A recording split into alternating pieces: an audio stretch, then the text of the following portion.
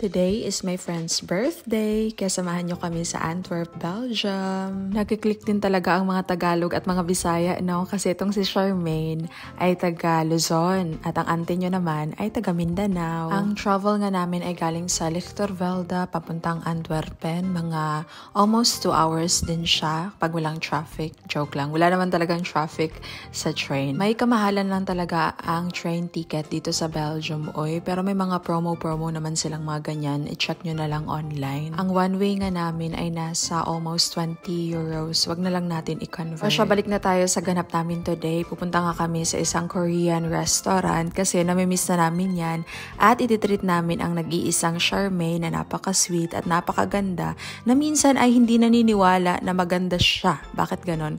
Ito kasama nga namin ang Madam Casey. Sa sobrang sarap ng pagkain ay in-order namin lahat at ayun, hindi namin naubos. Pero nag-dessert pa talaga. Daming nalalaman itong si Casey.